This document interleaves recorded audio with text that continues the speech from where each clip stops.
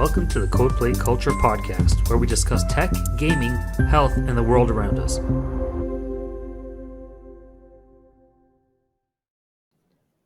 Hey everybody, welcome back to another exciting episode of Codeplay Culture podcast. I am Logan, together with my dynamic duo co-host. We got Rui. What up, Rui? How are you? I'm good, man. I'm good. How are you, man? Very good. Just got back from the zoo, and the place was, let's just say, you don't want to go on a Friday. You know, it's like hindsight 2020, Monday, or some place during the week is the school trips are like close to the end of the year. You know, but yeah, So it was a okay zoo, walking around. in other words? Yeah, the silverback Pun was like, intended. man, those things are beefy. Those things are like, man, I got to do more push-ups. You know, I'm like, these things when they get smart enough, they're gonna, they don't need us, right? And we got our guest today, Justin Williams. How are you, dude? I am good at doing good, thanks. Very happy to be here. And Justin, maybe you want to go a little bit into what you do and why we're all going through this student mental health through kindness and music. And this is part of the health, wellness, well-being part of the podcast and the cultural part of the impact and some of the work that you're kind of instrumental in, in that area. Yeah, for sure. Well, I guess I'll start by saying my main job is a teacher. So I've spent about 24 or so years teaching, most of it in elementary classrooms, a little bit of it in middle school.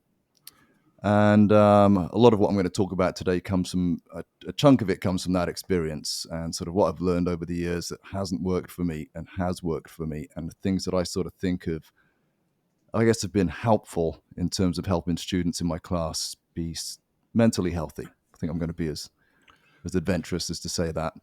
I also have some lived experience myself. I mean, I'm not sure, Logan, how much you and I have even talked about this, but I do live with bipolar, and it's a mental illness that I've had all my life. It's not exactly what people think it is. Like, a lot of people have this stereotyped image of these extreme personalities. Just to cut it short, everyone has a base level, and everybody goes a bit above that, has a little bit of a high, goes down, it has a little bit of a low. That's perfectly natural. If you have bipolar, then on a recurrent basis, you will go higher than most and lower than most. And in both those situations, it usually needs treatment. So most people have bipolar, but they just have it at a smaller, I guess, cap of that, high and low, right? It's just basically, if it's wider, it's now what they call this. If it's shorter, then it's, like that's everybody's like, so we all have it. It's just like, it's like it's somewhere on there. Yeah, everybody's mental health goes up and down, right? You can do things to look after your mental health, like you can do favorite activities, you can exercise, make time for yourself. There's a lot of things you can do for your mental health, just like for your physical health. Like, you could eat healthy, you can exercise, drink water, get lots of sleep. These are all great ways of looking after your physical health. Same way with mental health. And to make the comparison, like, you might be really healthy and look after your physical health really well, but you can still get a disease, right? You can still get cancer. You can still catch viruses. There's all sorts of illnesses you can get. And your mental health is the same. And a lot of people confuse mental health with mental illness, but it's not really that. It's like, same thing. We all have mental health. We don't all have a mental illness. And so bipolar would be an example of an illness that typically requires some form of treatment. It's usually recurrent. Like, mine recurs over a period of years. So I'll go through an exceptional high that is uncomfortable, comes with negative issues. It sounds positive, to just be high, but it's not. It's got definitely got a negative impact there. And of course, the depression afterwards is, people are very familiar with that sort of term and the things that sort of go along with it. So today, I guess, just to be clear, we're talking about mental health, not mental illness. And I'm just touching on it because I think that my experience with mental illness has led me to care about mental health a lot. Yeah. So were you one of those kind of contextual people that went through this hardship, realized that, okay, I need to figure out a way out of this? Once you figured out that, this is how I solved it, I need to help other people because I don't want anyone to feel that way. Like, what was your kind of like, journey out, or still hovering or dipping in and out of that? Yeah, well, it's very much like you say that. It's like a big part of it was going years untreated and sort of, witnessing the havoc it can cause on relationships, life in general. And then realizing how amazing treatment is. I mean, we talk about, surgeons they get all the glory, right? Like surgeons, they save lives. There's psychiatrists, they save lives too. And they don't get quite as much credit out there. But yeah, it's that experience of that sort of led me to initially focus on my own mental health a little bit more, and then to take that, to think like, well, where can we start? How early can we start? Can I do something about the children in my care as a teacher? Can I do something to help their mental health? And so I sort of developed some strategies over the years that work for me. And hopefully that's what I can share today. The one other thing I guess I should mention now is that um, I never quite use the word musician, but I do write songs, play guitar. And over the years, I've done songs most years with my students. And in the last few years, I've started to take them a step further and go into the studio and record them. And it's sort of a collaboration process with a very good friend of mine who's very talented. And we put out these songs that are about kindness and about mental wellness. And I feel that the two are very much tied up together.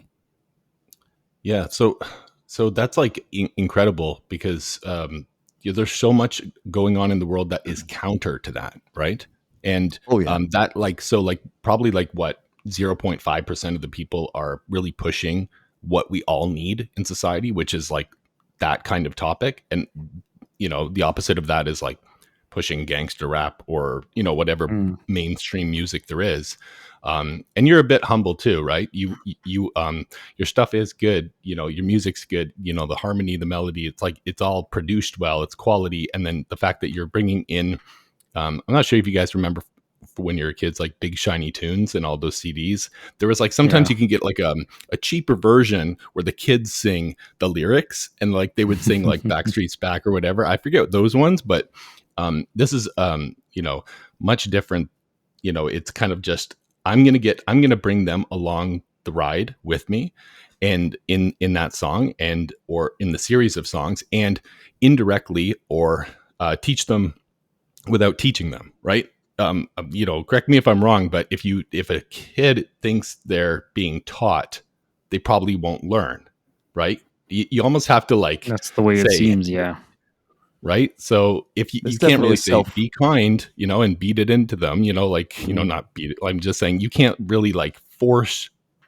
You have to like provide some examples, which in Troubled Socks you go into your YouTube, and I watch every one of them, and I'm subscribed, and it's just the art style is incredible. Maybe you can talk a little bit about like how do you create those videos, and you do it with the students as well.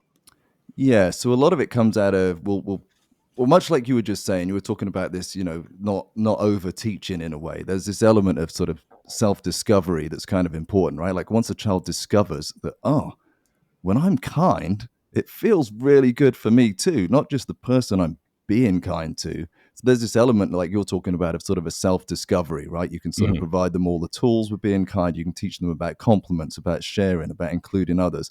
But it's really when they go forward and they discover it themselves, how good it feels that they go on. And so we write these, I don't know, I guess it starts out as phrases, like literally just children will just write phrases about being kind. And we put them up on paper around the room. And then we start to pull some of them together. And, once you start to get like a theme, like once, the main song on the channel is about this alien who comes to Earth and he wants to learn about being kind. Well, once you got the theme, then the children start creating more and more ideas around it, like what should happen to him, what should he do. They write stories about him. He becomes this like character within the room that has a personality.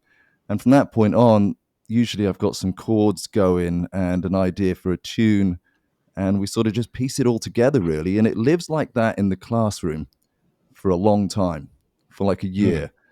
Wow. And then eventually in this room you see here, I put together like a little demo of it. And then I take it to my friend's studio, and kind of that's where the magic happened, where it suddenly sounds like a finished product. Wow. Yeah, that's amazing. And how do you guys create the art of that? Do you draw that stuff? Like I know that you and the other people in our group, like they're very artistic, right?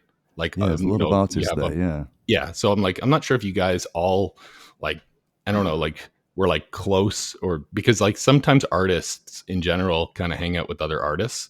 I remember growing up, I was like in a group of, 4 or 5 kids, and we were all, I mean, you're in school, so you draw, because if you can't really like do like go like they give you paper and pencils. So you know what? I'm not going to learn. I'm just going to draw and doodle. And like art is like, for me, one of the most awesome things about school. So I was in a group of like 5 different artists, but I was like the worst, but I would just like copy theirs and try to get better. Like I would learn from them.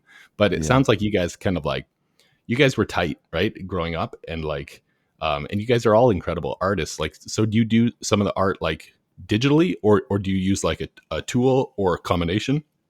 Yeah, no, well, yeah, certainly a lot of people in that group are interested in art. And you mentioned just now, like your love for art. And I really want to come back to that. If we can sort of put a pin in that, that's Yeah. a really good point. But yeah, although I didn't grow up with those guys, we've sort of discovered through skateboarding that we have these Fair enough. commonalities, these things in common, and art is one. I do most of my art on an iPad, Nice. digitally, just with the Apple Pencil, and put it together like that. And then I use Final Cut Pro to put it back into a Animate it. video and Yeah. sync everything and Nice. animate it. Nice. Yeah, Cool. Yeah. yeah, So, yeah. So, and some of these are teaching certain, they're different. They're teaching different lessons, right? About, sharing, and about like, sticking up for friends, and about, how kindness feels good, as opposed to, you know, you never really like, if you cut some guy off in a road and like you yell at each other or whatever, you never like walking home like, yeah, I had a great day, and for some reason, like the human mind tends to, there could be 100 amazing things that happen that day. If there's 2 that were bad, you're going to like ruminate on those. Right. Which I totally. feel is really that like lizard brain protection of like, I need to make sure nothing bad happens to me so I can survive or whatever. But, yeah, like it feels good to be kind. Right. It does. Well, and then it's sort of, maybe I can take that into this whole concept of like what I found for me helps make a sort of healthy classroom, because a big part of that is the kindness piece. But it starts with me for taking the pressure off. And I think just like when we're in work, right? Like it's horrible when if your boss is peering over your shoulder, or if you've got tons of pressure on you to get stuff done. It's not good for you. It's stress, right? And we get stress hormones released, and we end up, all end up tired, exhausted, not enjoying things. Classroom can be the same. I mean, if you can imagine turning up and constantly thinking you might get a test, and that you are constantly judged against these grades of, A, B, C, D, and there's all this stuff associated with getting an A, and then all the stigma of getting a C or a D. So basically, I take grades away. I don't really do grades. I still know where my students are. That's important to keep track of, and what they need to learn next to progress. But when they start the year off, I tell them, like, you're going to be in this room, you're going to be judged on your effort, on how hard you try, and secondly, on how kind you are during the course of the year. And I'm like, I'm going to teach you Man. lots about both. Wow. But see 2 kids working on a paper on whatever, one can get an A and one could get a D, right? And when you tell the kids that, the one with the A gets this huge pump up, like, wow, I got an A. And the one with the D thinks, oh, well, I'm no good at that thing. But if you take both kids and you look purely at how hard they worked, then you might well find that you can say to both of them, like, whoa, like, you worked your socks off on this. That's incredible. Like, what a great job. I can't believe you put that much time and effort in. You concentrated on it. You ignored a lot of stuff. Brilliant. Well done, the 2 of you. Off you go. Both kids leave having had a positive experience, and all that matters, like, they can't do better than their best. Right? None of us can. All you can do is your best. Right. And for some students, based primarily on how much they've practiced something, like, practice does just make you better. So you come into the classroom with different amounts of practice of reading, say, or writing. So you're naturally at different levels. There's no point just pointing that out to everybody. You're an A, you're a C. But that effort thing, if you can get a class of 24 students and every single one of them is trying their best, what more can you ask for? You can't ask for that. You can't expect everybody to be getting A's. Like, that's unreasonable, and it's going to cause everybody to be frustrated. So there's this element of, like, constantly talking about the effort and being honest about it. Like, if somebody's not trying hard, I mean, sure, one day here and there, like we all come in, one day I haven't slept well enough, right? So you can't bring your A game, maybe you've had an argument before you came in. All sorts of things can happen and make you unable to bring your best effort. But if you're noticing that happen over time, you have to sit down and have a chat with someone about, a student about like, what's up? Like, I need you to be trying your best. Like, you need to be putting more effort. It needs to be accountable. Like, the effort piece can't just be fluffy. Like, you're all trying so hard and well done. It does actually need to be, need to be actually somewhat precise about it.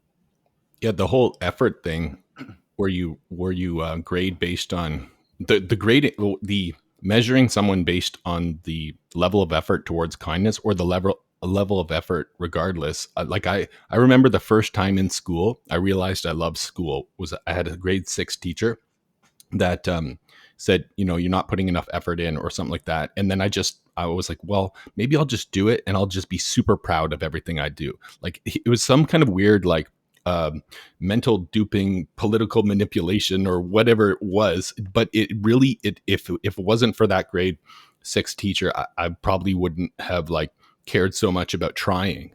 Right. And I feel like, I can't remember when it was, going through it, like if that was it, but I just remember, okay, I'm going to really try. I'm going to like, and then it's like, like a certain, like Rui and I, like, I'm not sure if you play games, but sometimes like when you walk around like an area in the back of like some big building, and then there's like a piece of cheese, right?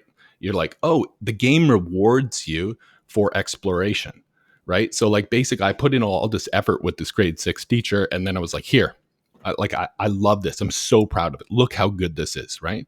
And it was like A's since with with him, and then 7, and like it changes teacher to teacher, and but I just remember he rewarded me from that to actually try, and then the effort I put in was like, yeah, it's like it should be all grading that way. Like I was like, say the two things that school doesn't teach is kindness, right? And also how to make money, because they essentially teach long division, and I'm like Rui and I are both like computer science engineers, right? Like we program, right? And I don't even know how to do long division, right? Like I don't like I just nor do you need to.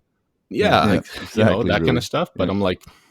I'm like, man, it's like it really completes the school system in my head. Like what you're doing on that side, like you kind of have to make money because of capitalism, but then at the other hand, like none of that matters. The only thing that matters is love, compassion, kindness, and your social impact for others and encouragement.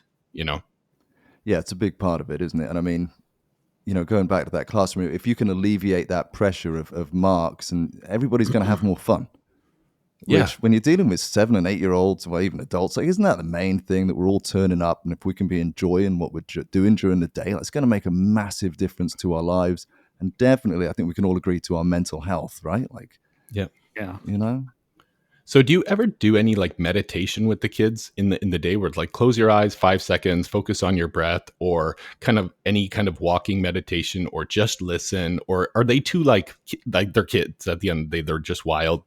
Or like what are your thoughts on mental health meditation?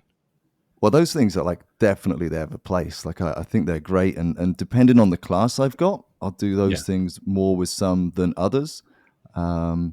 But yeah, they're definitely very good. We talk about having the right energy level for certain things. Like if you go out and you're about to play gym, you need to be able to find ways of bringing your energy level up, right? Of regulating that. Like if you're feeling a bit sleepy, like how are you going to snap out of it? And we'll come up with strategies for that, but also with strategies like you just described, like a breathing strategy is good for when you come in from gym class and you're about to walk through a hallway where other classes are going on and things, and you've got to just bring that down. Yeah. So even just sort of making them pause for a minute, rather than telling them, you can just explain, like, we're coming in, we're in a hallway, there's a bunch of classes going on. Like, what do you think is the kindest way to move through the hallway from here? And if you've provided them with the right tools and the right words, most of them will say it's better to move along with calm energy now, which they'll know, in my class, they know that means just bringing your voice down. You don't have to walk silently. There's no need for that sort of thing, but we do just walk quietly. We can talk to each other. We just got to, outside they've been shouting, right? Like it's been a gym class. It's been on a field. They've been having a call to each other. Yeah. So bringing it down. So like you say, like the sort of meditative type approach can be helpful in that.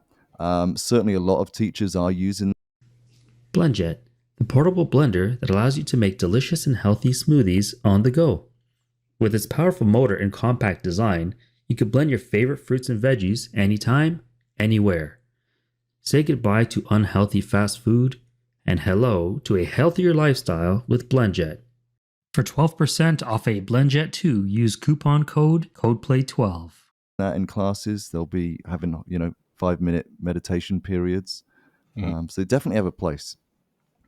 Megan and I went to a school barbecue the other day. They're all having this around this time of like, okay, I don't know what to do with the kids, but let's just, we're all excited to get the frig out of here and just like enjoy summer, like from everyone, including the parents. Like I want my kids home. So they're having the time of their lives, until they bug me to the point where I'm like, let's put them in camp. And like, you know what I mean? Like there is a kind of like, okay, well, let's have fun, but let's also, but, we're just sitting there outside enjoying, I think ice cream truck.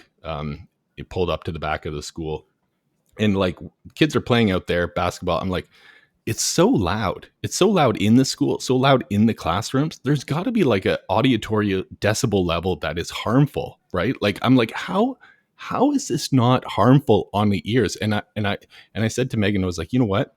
Like, I first knew of like the peace that I could get from harmful high decibels when I had like Bose noise canceling, not the buds that I have, Justin, but the ones that go like these ones, right?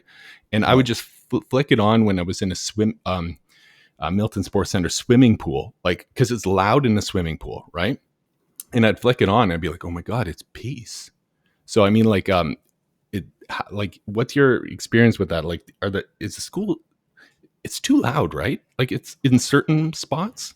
It can get that way. It can get that way for sure. I mean, there are little things like that we don't often realize that we're doing that can pump kids' energy levels up. I mean, even the way you walk through the hallway, if you're like, okay, we're heading to music class now, and you march off quickly down the hallway, well, they're all going to come behind you with that energy, right? Of like trying to catch up. This is going to be the energy you create. But if you're like, okay, we're going down now, you wait for the line to be calm. You walk very, very casually down. That itself just creates this sort of calm atmosphere.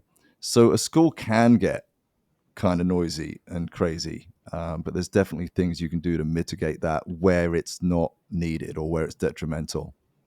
And you mentioned something just now. You mentioned just now that you said that you loved art when you were at school. I mean, Rui, did you like art when you were at school?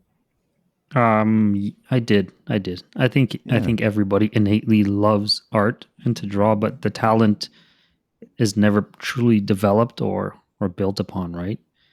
Seems like it's kind of a lost endeavor for most.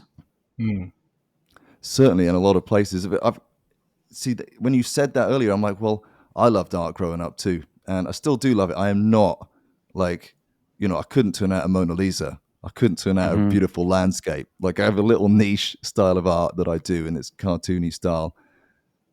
But I did grow up loving art, and I think like most teachers will say this, like when your kids come into your class, if you say to them, it's time for math, you'll get a few groans.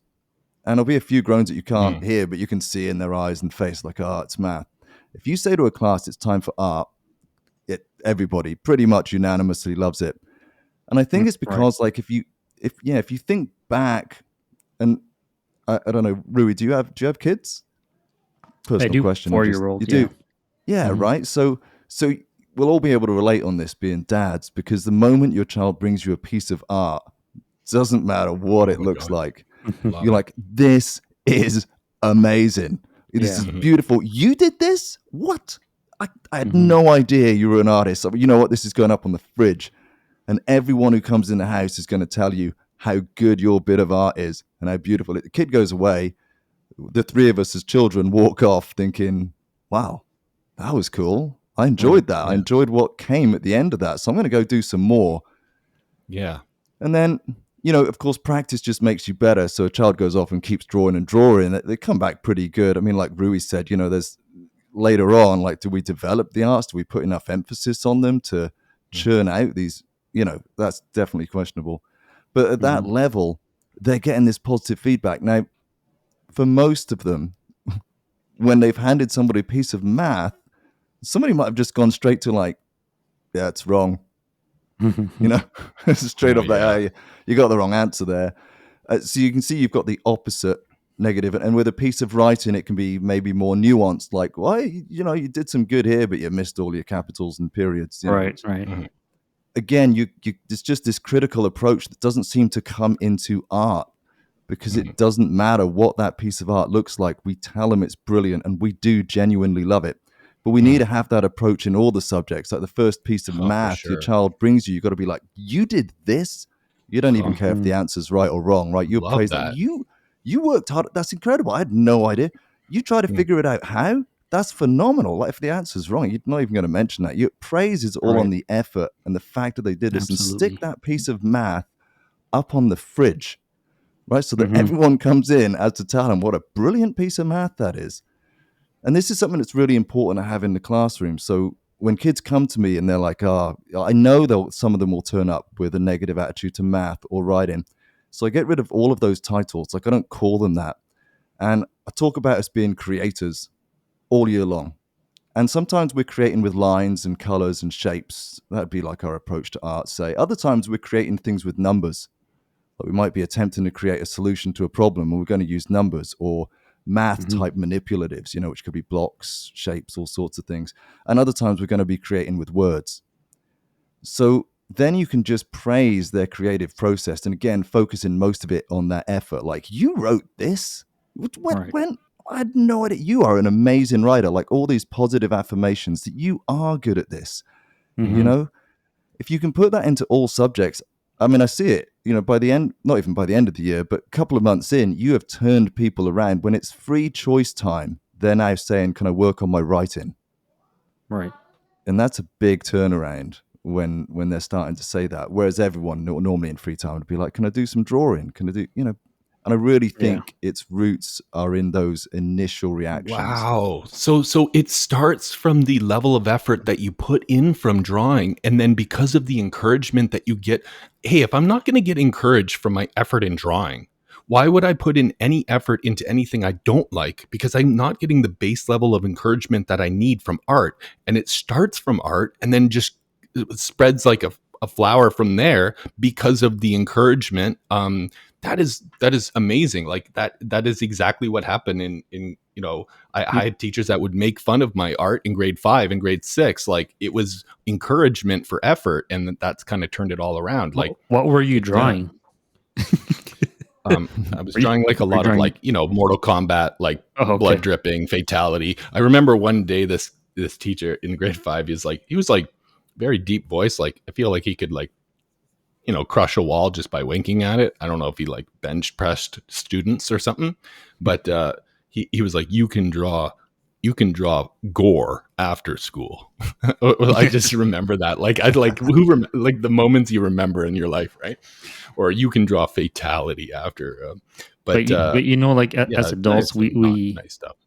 yeah, we tend to focus or not identify the positives in situations, right? We always tend to pick Yes. out the negatives because human beings would gravitate towards negative. It seems to be something that's Mhm. in us, but Yeah, we don't see the positives of situations where we should be looking strictly at the positives first, kind of building on those and Yeah. kind of putting the negatives at the back, like behind, right? At the positives at the forefront 100%. and negatives follow if you need to point them out. But yeah, positives should be Yeah. pointed out and built on as a baseline. Yeah. Yeah. And I think you're right. Like we are perpetual fault finders, right? Like Mhm. our instinct is for some reason to look at the negatives, and we Yep. have to Yeah. make a conscious decision to turn that around. Like I didn't come into teaching like this. Like this is all things I've discovered and felt along the way. Mhm. Um, but yeah, we've got to get out of that. Praise the effort. We can't ask kids to do any more than their best. Right. And in order to do their best, they've got to feel encouraged. They've got to feel, not a pressured environment, an environment where they're free to take risks and chances, and an environment that's full of choice. Like your teacher there telling you, you can't draw this, that's for home. Like, no, like art should be free choice. And nowadays we've got so many avenues and so much technology that can be used. Like, okay, like Father's Day's coming up. So you want to create a card for Father's Day? Like, what are some ways you could find a really good card? Like, okay, I could go online and I could look for YouTube videos. Yeah, I could Google it. I could ask a friend. I could create something from my own imagination. Right. I know that my dad likes soccer, so I could make a ball, all these things, rather than saying we're all going to make this one Father's Day card, and that's it. You've got to have this free choice. Same with writing,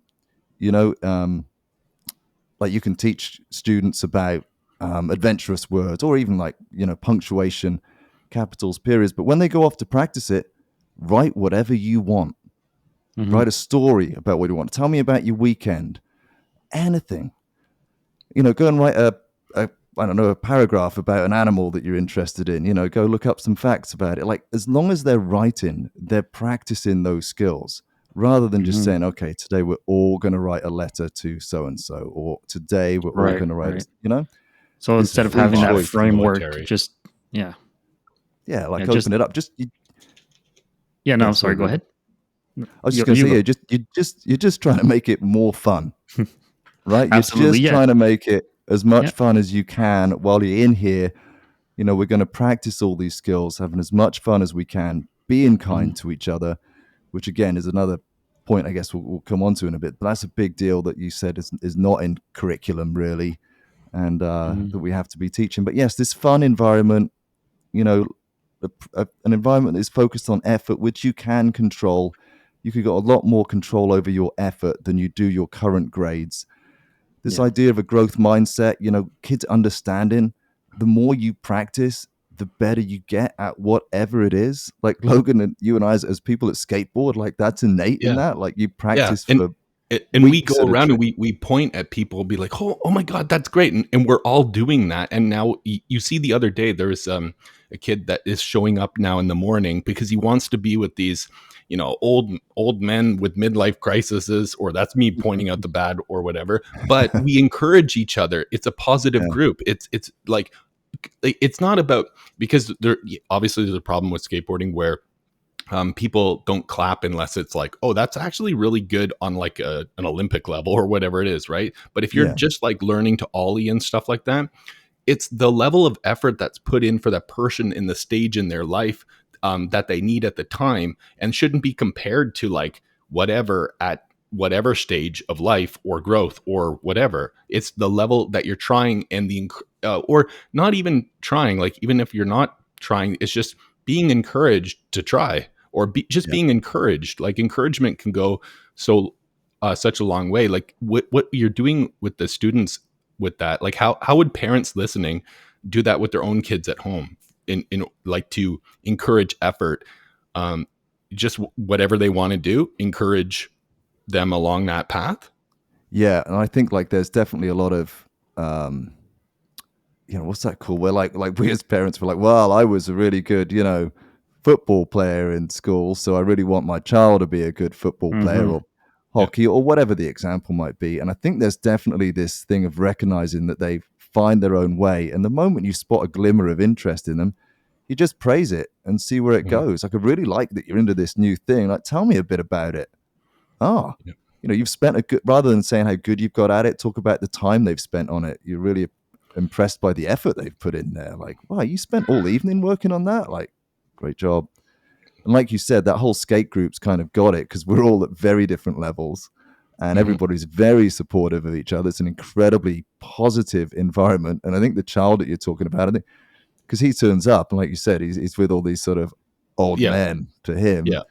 But he loves it. It's a good environment to be in. And I believe his mum even said the other weekend how much she likes him coming out with us, because we provide this safe space, which has been created with no rules or anything. It's just what happens when you put a bunch of kind people together.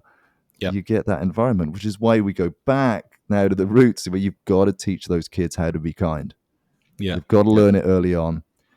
And along with, like I said, along with effort, kindness is the next thing that, gets taught level with it. Not that one's above the other, but, teaching kids at a very early age, sort of, what a compliment looks like, or even just asking them, instead of telling them to be quiet, You can, if you sit at the front and you say, okay, well, I'm here and I'm about to read a book to you. What's the kindest thing you can do right now? I'm like, they know. Like, they're like, oh, I can sit here and listen to you, and I can look like I'm interested. I can look at you. Like, do you know what I mean? Like, there's all these things they know. So asking them what's the kindest thing you can do right now is a great go-to question in class. But also teaching them, like, okay, so there are compliments. Like, what is a compliment? Initially when they start throwing compliments out, like, some people will be like, that's not a very good compliment. It's not genuine, because that's where they start. They'll be like, I really like your... Fake it till you make it. Yeah, I really like your socks. And they're just plain white socks that you wear every day, but they're starting, right? That's the first stepping stone. You go, oh my God, you just noticed my socks? Like, that's so kind of you. Thank you. Man, and they walk Justin, away. I got to see your socks, man. The way that you say socks is like so good. It was like, there's got to be something up with socks. Yeah, like, there's did nothing. you buy like socks.com? Because I'm like, man, like, yeah, it starts with something simple. Like, man, you got really sweet socks. And then they're like, me? Thanks, man. And then it just blooms from there. And then, these old things, like, and then exactly. you look down and they're like, there's holes in them and stuff. And there's like, they're like, man, those are rad. It's like, thanks, man. But like you say, like, I you was the fake only it. one that thought, you fake it till you make it. But also, like, you appreciate that effort. That kid just tried to say something nice to you.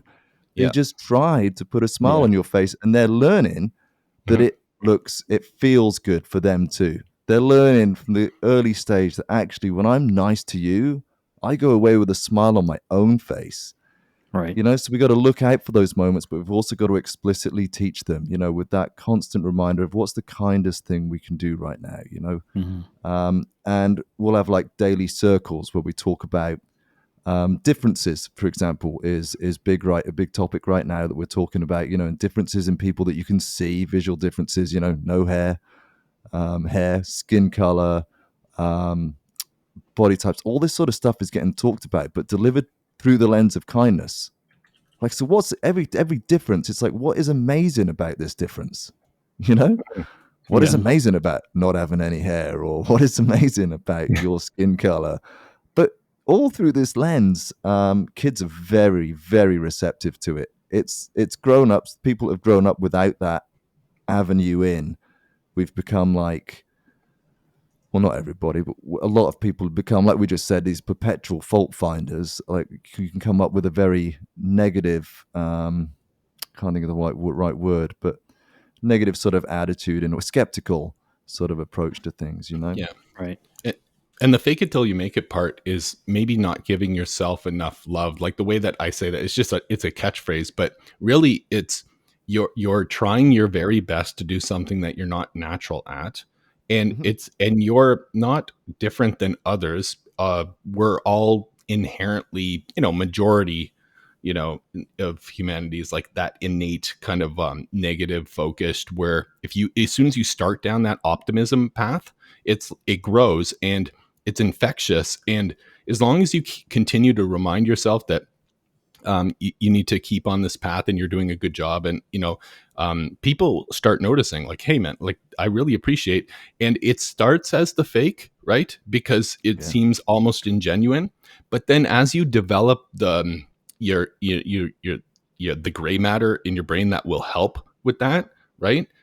With empathy and love and kindness, you actually do find you can see these with a more clear lens of, like, these are the things that they're doing that I appreciate, and you couldn't see it without it. So, go to a mountain for like 10 years in Tibet and meditate, and you'll come back, pretty much blissfully enlightened. But just prefrontal cortex growing your empathy can be practiced with being optimistic and complimenting and encouraging, and over time that will grow, and it's infectious. And they say that when two people are fighting, you can't you can't fight fire with fire, right? But you can say, if you fought fire with water, or like two people are fighting, and you're like, man, you don't want to say you have nice socks. That could be like, at that point, it's like, okay, them's a fighting voids, but Fighting voids. it'd be like, it's like, you know what, you deserve better than this conversation, and us,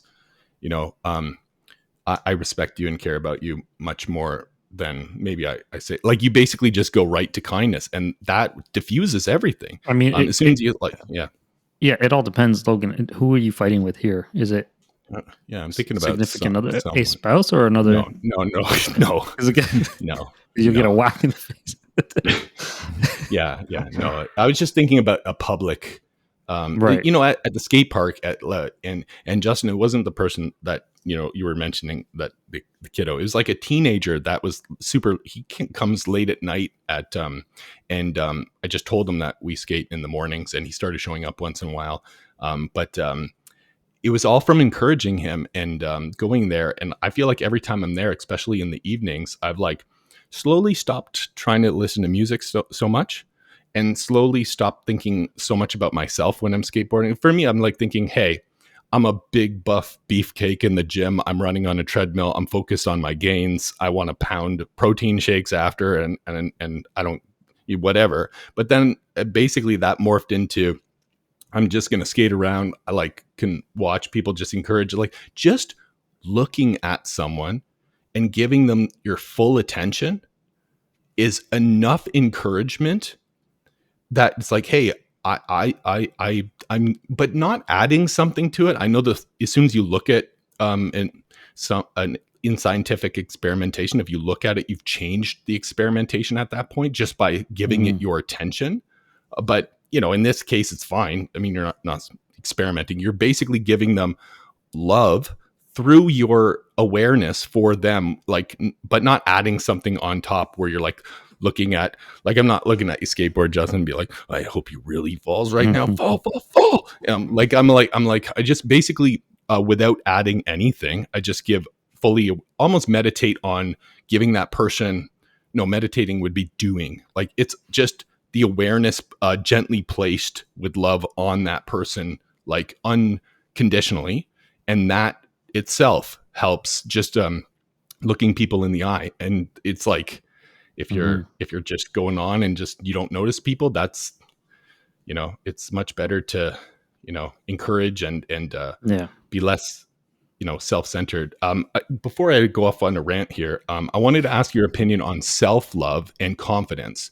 So what are some things that students, adults, anyone can do is to generate confidence through self-love? A lot of people are self-deprecating mentally, where they're saying like, no, I suck. Why did I try that? Damn, stupid. Oh, you know what I mean? Like, it's self-demotivating, that inner narrative. So the only thing that I've done, and I don't have the, spare cycles to like sit in my car for, an hour at lunch and meditate as much as I did when I was, younger, but it was called meta, which is, you just focus, you kind of like close your eyes and you review things that you did that day, and you encourage yourself. Like, it's almost like yourself looking at yourself. It's like, you know what, that was really nice. I'm proud of that moment today where I could have said something, but I held back because I care about that person or whatever it was. So other than that, I really have no, I guess tools in the toolbox, and I wanted to get your opinion on anything about self-love and confidence. Well, I think you sort of touched on two important things there. You started out saying about you got to fake it to make it, which in a way is just saying that, anything we start, we're typically not very good at when we first start it, right? If we are, it's because we've had practice in something similar. So, even if you're sort of faking it in the compliments, the kindness thing, that's like how it starts. You could say the same about sort of, if you go out and start playing tennis tomorrow, well, in the beginning, you're kind of faking it in a way because you're just turning up at the tennis court like you're a tennis player, but you don't really know what you're doing. What gets you better is ultimately that you keep turning up and you keep practicing. And having that sort of mindset, that whole growth mindset about, the more I practice anything, the better I will get. And then there's the component of like, okay, well, if you and I both take up tennis tomorrow and you practice for 15 minutes a day and I practice for an hour a day, I think we're all in agreement that eventually I'll end up being a better tennis player. And then there's other things that come into play, right? Like the quality of your practice. Well, is your 15 minutes with like, one of the Williams sisters? Like maybe that's going to pretty good 15 minutes. So Yeah. there are other factors, but at its basics for children, it's just really, it comes down to the amount of time that they put into something. So that fake it to make it, relating that to the fact that it is a controllable practice. We're going to start out faking it, but it's eventually going to come a skill set that we have. And then, in class, as best as I can, trying to teach people or students to be kind to themselves. Like they're really good at complimenting each other, but we'll also have times where we'll go round and those that are comfortable enough, will say something about ourselves that we like. And we'll try to end the week with a question like that, like what is something that you like about yourself? And like this week we're doing, I think I mentioned, but visible and invisible differences.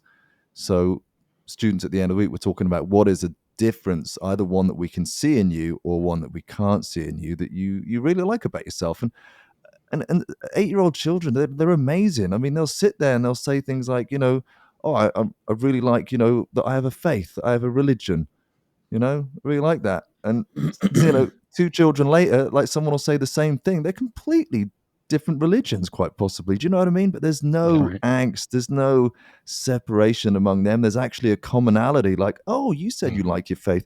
And I said I like my faith. We have that in common. Not looking at the negative at that age, not looking at the differences. And maybe we are sort of perpetual fault finders, and maybe we are, often adults slightly cynical, maybe because we didn't have this as we were growing up, maybe because we Right. didn't have this teaching, we weren't able to set those habits in early on.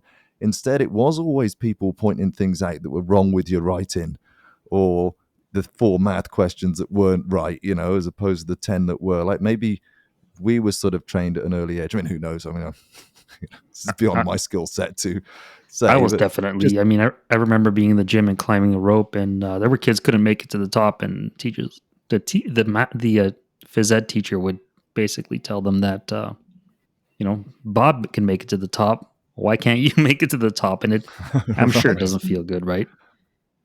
Yeah. But yeah, I No, I guess think it we back was in all the it was day, a they used to hit kids with rulers, right? Like, I mean, it's come a long yeah, way. not in my time, but Of like, yeah, the gym teachers I remember are just like, all right, we're going to talk about dirty stuff, and then you guys are going to hit the weights, and if you can't get that rope burn, like it's a little kind of like, but I would say like, I didn't learn I didn't have the much.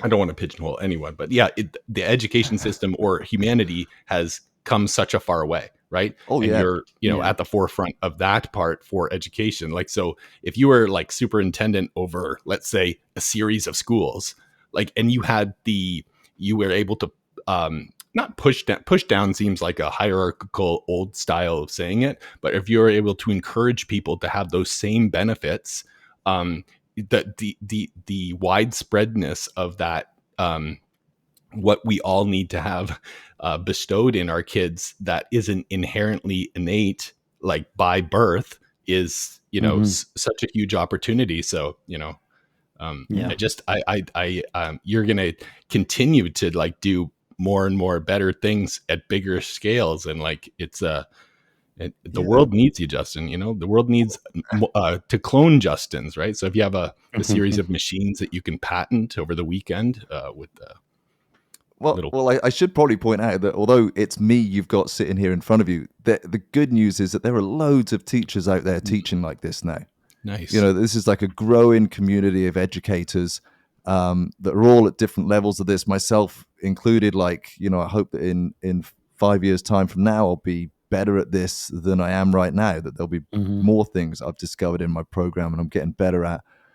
But yeah, there are lots of people out there doing this sort of thing now. And the kindness lens in particular, there's so much for that. Like educators that you can follow on Instagram and, various other social media platforms that are doing like a great job of making that their focus. Because a lot of people will say like, oh yeah, no, I do teach about kindness in my class. But the real question is, but do you teach about it every day?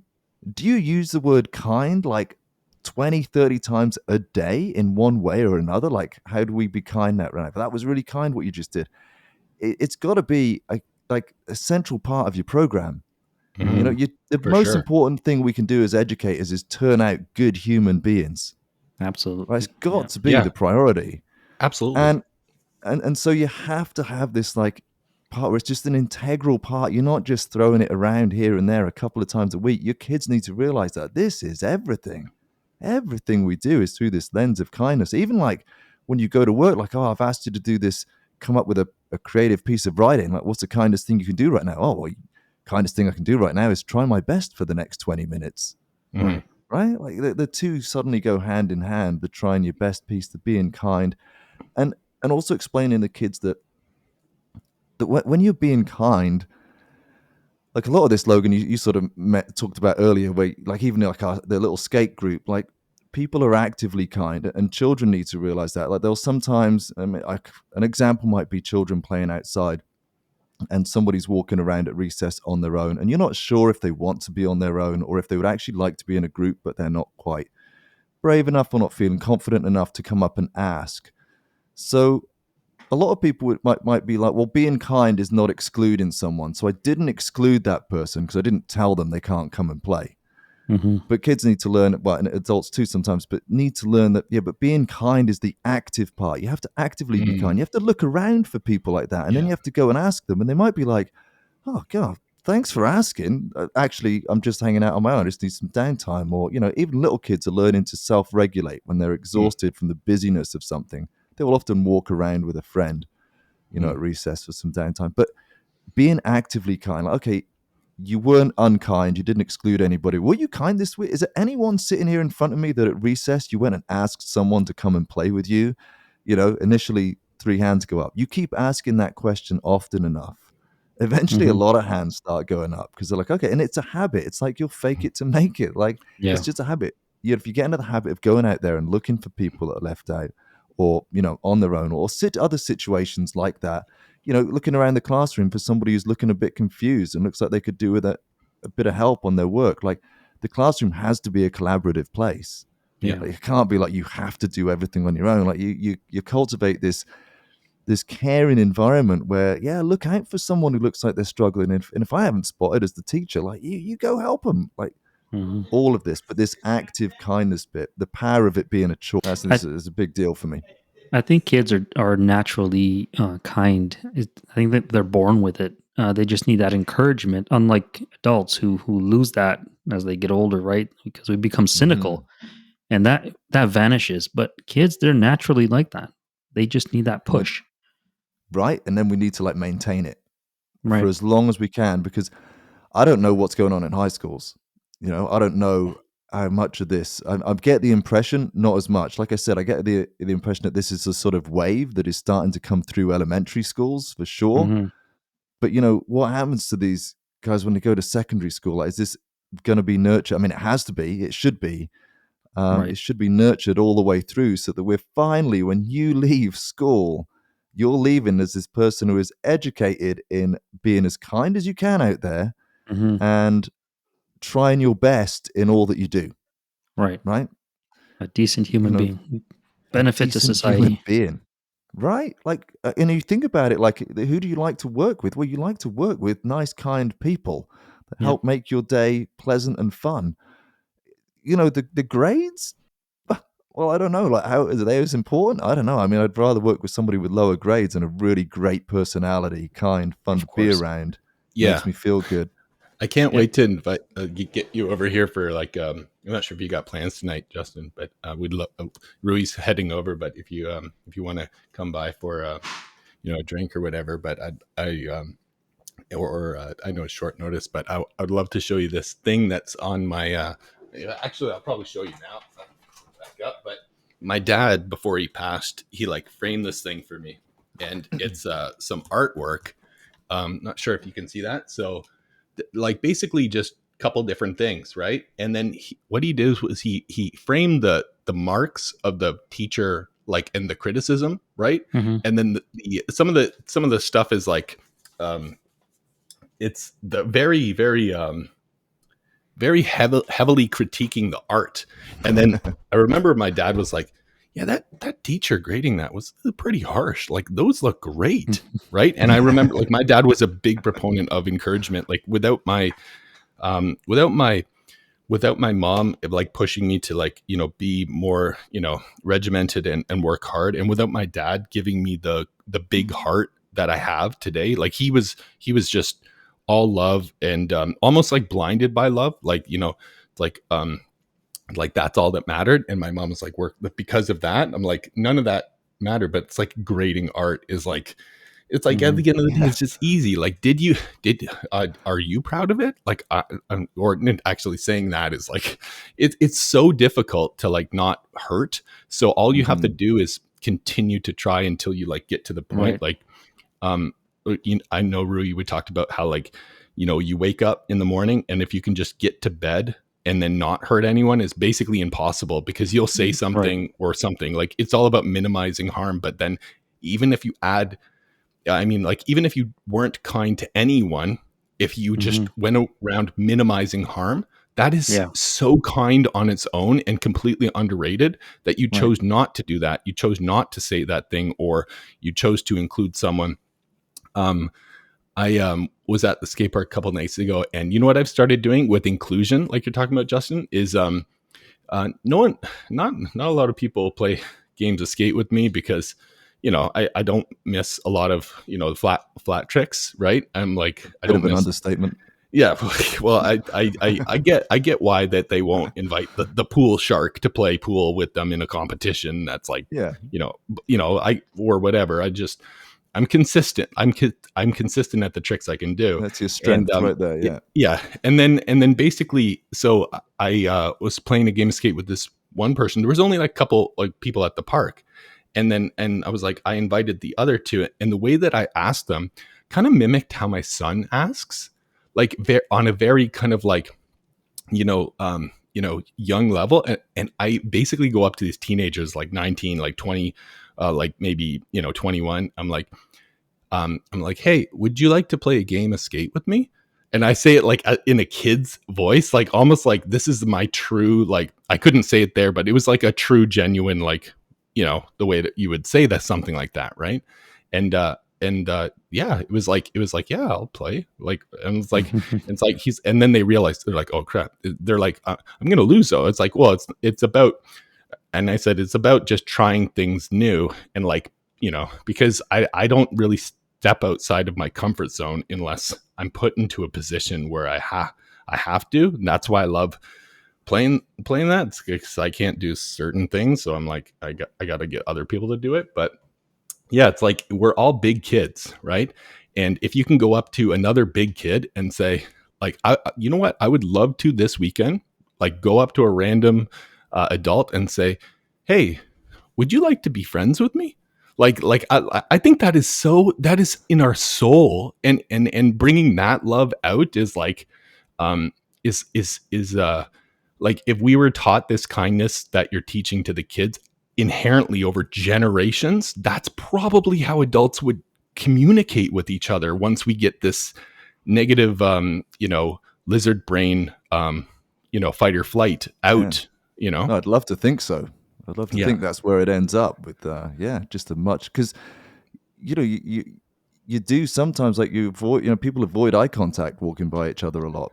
Yeah. You know, people have often had negative experiences of walking by people and something unpleasant happening.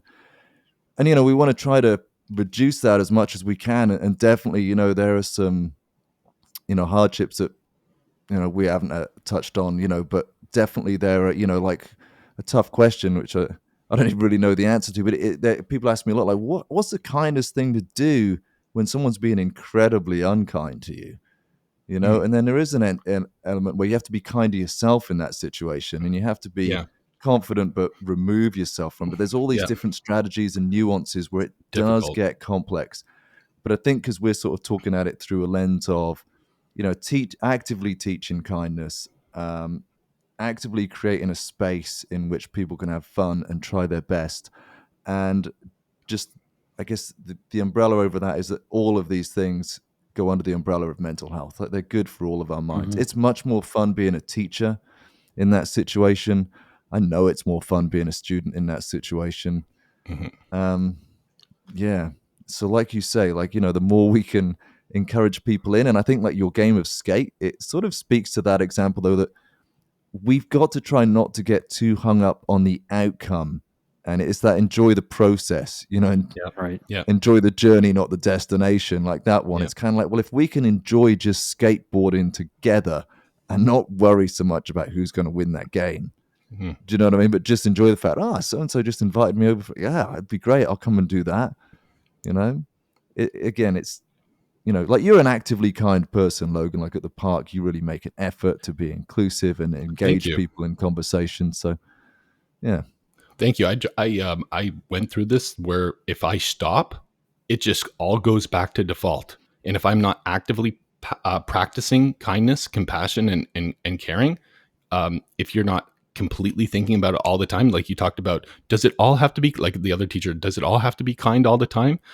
Yes, it does. Because as soon as you stop, and it's happened to me before where I've like stopped, and it's like 4 months of like right back to where I don't want to be in life, right? So you have to always continue. You have to like, what is I remember one of the best insights from like the 2 hours of meditation I did in my car for like probably like 7 or 6 years was every time you speak there is so much like, what was the intent that you were saying that? Like when you chose to say, Alex, when you told to say this to Sally, like, what was your intention? Like when you said that, like, what did you want to get out of that? Like, what was your underlying, and a lot of it, if left to their own, means is self-serving and, whatever, but not in kids. I mean, as you get, you get kind of harder over time, unless you encourage it and you moisten your heart and you kind of like,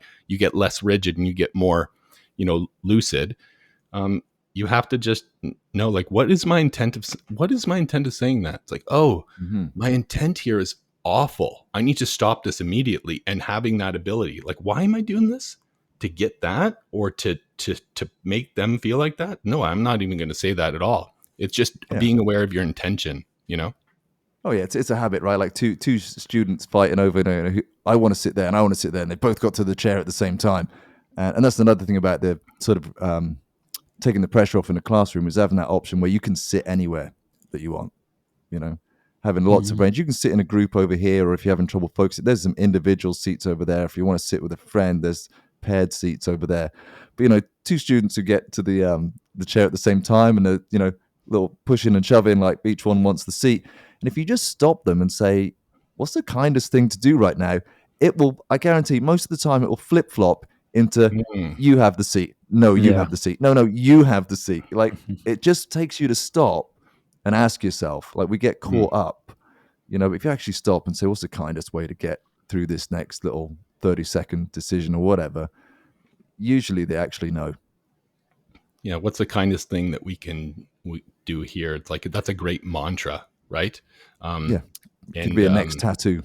Yes, I gotta get, like, I know that you have a sleeve, and Megan's like, oh, you've lost weight, so when are you gonna get all tatted up so you can get, like, I'm like, yeah, let's do it. What do you want me to get first? I'm like, because I wanted to like do it once I got to the ideal, body weight or, muscular mass of like whatever, before I tattooed on like a circle and then it stretches out to be like a hexagon or whatever it is, right? Because you don't want to like, you want to like get to your blank canvas and then paint, not like, paint a flag and then roll it up to, whatever.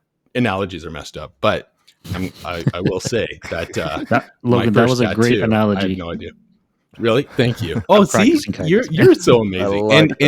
Rui and I met because we care about each other so much, and we just mutually love and respect each other. And as soon as he's on a call or we're on calls together, it's like I'm a kid again, and we're just like, what fun can we have today? And it's like, and it's just like, if you surround yourself with positive people and you try, you'll be positive too, and other people will come for the journey.